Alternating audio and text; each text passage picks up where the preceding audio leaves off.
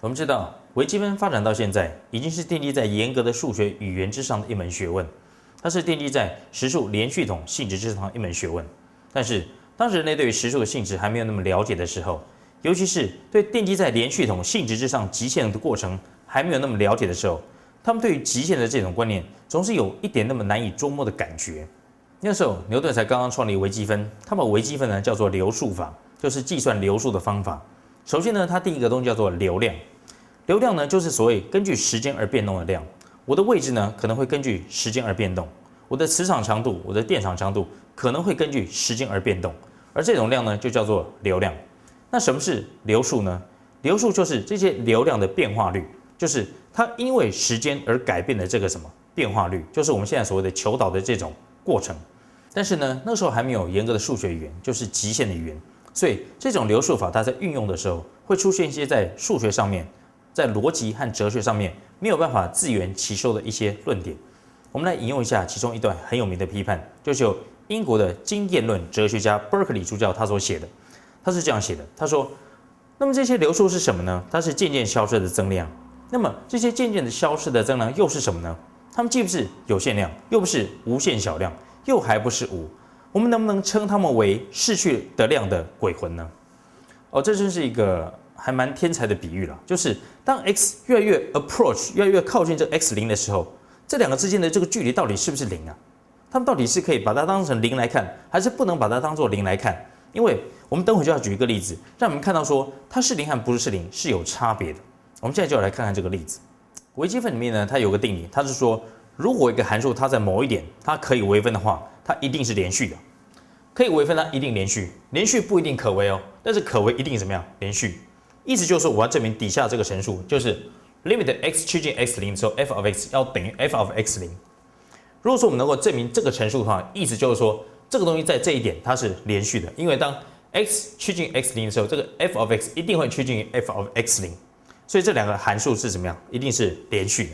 好，那现在我要怎么样证明这个呢？我如果把这个东西移向到这边来，就是变成 limit x 趋近 x0，f of x 减掉 f of x0。如果说我能够证明这个东西等于零的话，意思就是说这个东西相等。所以我要利用这个可微分的前提，证明说这两个东西相等。这两个东西相等的时候呢，它们相减就会等于是零。好，那我要怎么样证明这个东西相减它会等于零呢？它的前提是什么？它的前提是可微。可微就是说什么？导数存在。当它导数存在的时候呢，我就会把原式呢改写成为这个样子，就是这个 x 减 x0，一项放在分母，一项放在分子。好，因为导数存在，所以这边呢它存在，它是一个什么？它是一个数嘛。好，它是一个数，就是 f from x 乘上这一项。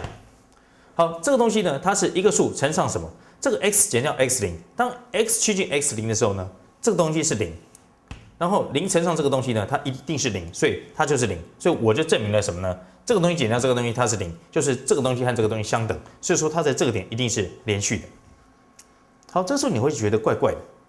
如果说这个东西是零的话，那零怎么可以放在分母呢？零放在分母呢，它是所有什么除法的大忌，你不可以这样做嘛。那为什么在极限的时候它可以这样做？好，这个就是 Berkeley 主教他对流数法的批判。这个数到底是什么东西啊 ？x 减掉 x0到底是什么？它到底是零吗？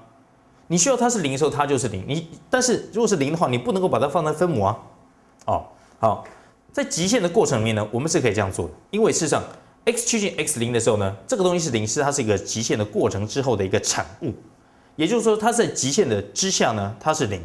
但是呢，事实上 x 不等于 x0，x 只是趋近 x0，但是它不是 x0。我们再用一个小图来解释一下这个观念哈。请问一下，什么是 f from x？f from x 呢，就是这个什么 dy over dx， 就是这一段的长除以这一段的长，这一段长除以这一段长，它是一个什么？它是一个比值。也就是说，我不因为我的 dx dy 放大缩小而改变这个什么比值。所以呢，我这个 dy 我是用这一段除以这一段，还是用这一段除以这一段，它的比值都不会变。所以，当这个 x 不断的靠近这个 x0的时候，当这 x 不断的靠近 x0的时候呢，这边会变得越来越像是零。但是前面这一项它永远都不会动，因为这个比值不会因为你的 x 和 x0之间什么距离而有所改变。